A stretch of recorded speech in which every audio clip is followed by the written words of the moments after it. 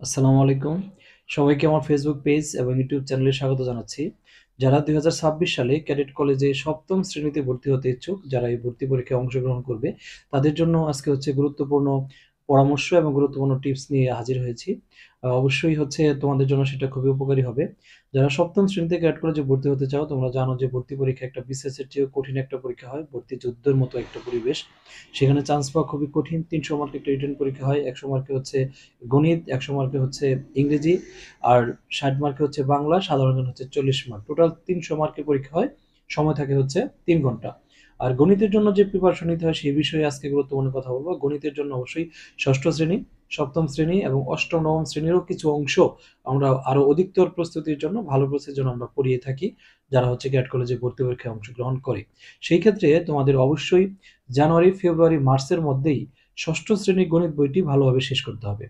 অবশ্যই ষষ্ঠ শ্রেণীর সমস্ত বোর্ড বই, গণিত বই, ইংরেজি যে বোর্ড বইটা রয়েছে, এবং যে বাংলা বোর্ড বই রয়েছে, বাংলা প্রথম পত্র, বাংলা দ্বিতীয় পত্র, এবং বাংলাদেশ ও বিশ্ব পরিচয় এবং বিজ্ঞান যে বোর্ড বইটা রয়েছে, তোমরা অবশ্যই ষষ্ঠ শ্রেণীর সকল বোর্ড বইগুলাই ভালোভাবে শেষ করতে হবে। একদম সূরা ফাতিহার মতো শেষ করতে হবে।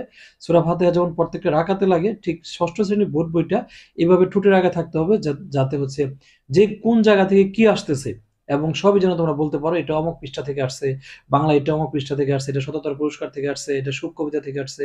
গণিত যেন তোমরা বলতে পারো এটা ১.৫ থেকে আসছে, এটা আপনার ১.৬ থেকে আসছে, তোমরা যেন সেই কথাটা বলতে পারো। অর্থাৎ ষষ্ঠ শ্রেণীর বইটা ভালোভাবে শেষ করতে হবে। সেটা শেষ করতে হবে ৩ মাসের মাঝেই। অর্থাৎ তোমাদের জন্য একটা বিশাল সুযোগ, যে সামনে মার্চ মাসে রোজা, এবং এই রোজার সময়টা তোমরা যেটা করতে পারবা সেটা স্কুল কলেজ বন্ধ থাকবে। এই সময়টা তোমরা বেশি সময় বাসায় পড়ার টেবিলে দিতে পারবা। ধর্মীয় অনুশাসন তো আমাদের মানতেই হবে, রোজা বা নামাজ কালাম সেটা তো পড়বাই। পাশাপাশি সারাক্ষণ রোজার সময়টা বেশিরভাগ সময় বই পড়ে, যেহেতু স্কুল বন্ধ থাকবে। শিক্ষকরা এবং যাদের অভিভাবকরা রয়েছে তারা এই সময়টা, যারা চাকরি করে বিভিন্ন স্কুলে কলেজে, যেগুলো শিক্ষা প্রতিষ্ঠান বন্ধ থাকবে, তারা অবশ্যই তোমাদের সময় দিতে পারবে। শিক্ষকরা সময় দিতে পারবে। কোচিং সেন্টার বেশি সময় দিতে পারবে তোমরা। তারপর টিউশন যারা করে বাসায়, যারা গৃহশিক্ষক থাকবে, তারা তোমাদের বেশি সময় দিতে পারবে। সব মিলে এই রমজান মাসের মধ্যে, অর্থাৎ রোজার শেষ হওয়ার পরই তোমাদের ষষ্ঠ শ্রেণীতে সকল বোর্ড বইগুলো শেষ থাকতে হবে। মনে রাখবা যে ক্যাডেট কলেজ ভর্তি পরীক্ষা তুমি একবারই দিতে পারবা জীবনে। তুমি যদি ৬০ বছর বেঁচে থাকো, তুমি জীবনে ১২০টা ঈদ পাবা, কিন্তু ক্যাডেট কলেজ তুমি একটাই পাবা।